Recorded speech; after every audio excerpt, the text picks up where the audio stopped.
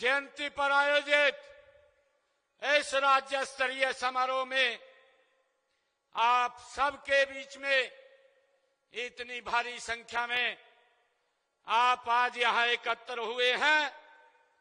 मैं अपने आप को बहुत सौभाग्यशाली मानता हूं।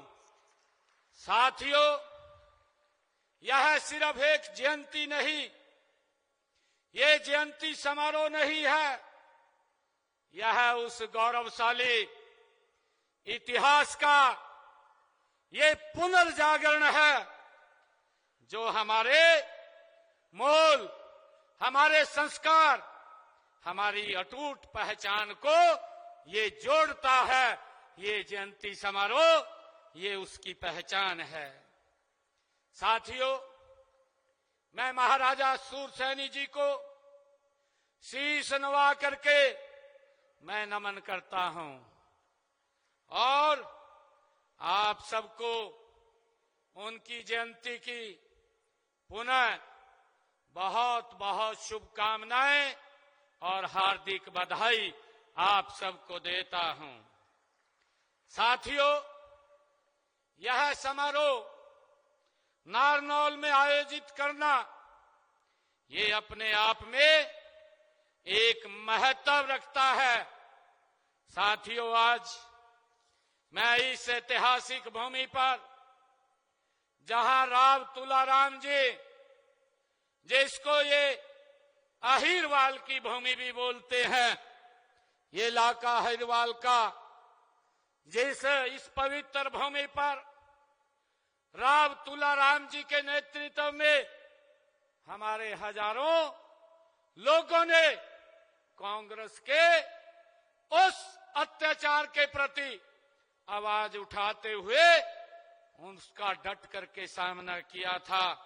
मैं आज उनका वो दिवस भी है, आज मैं उनको प्रणाम भी करता हूं और उन वीरों को मैं नमन भी करता हूं। साथियों, सदैव ही ये वीरों की भूमि रही है और आज महाराजा सूरसैनी जी की कीर्ति से ये और भी पावन हो गई है। ये हम सब के लिए बड़े गर्व की बात है।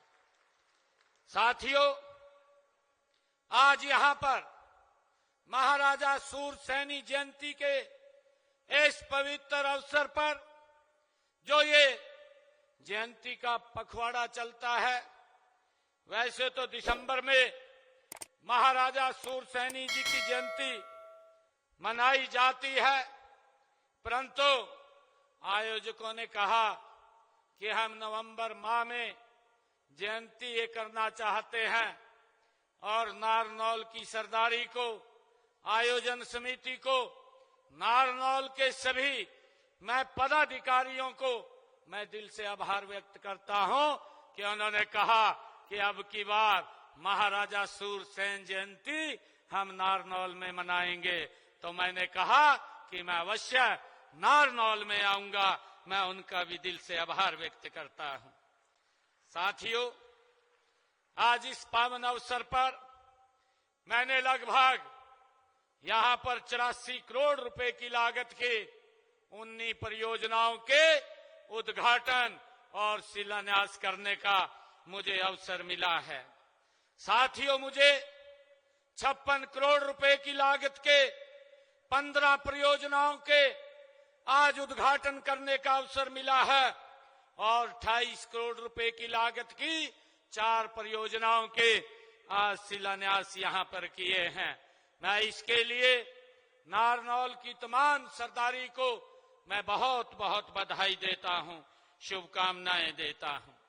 साथियों, महाराजा सूरसैनी जी बहुत ही प्रतापी, वेदों के ज्ञाता, न्यायप्रिय, धर्माता एवं प्रजा पालक राजा थे, हम सब जानते हैं।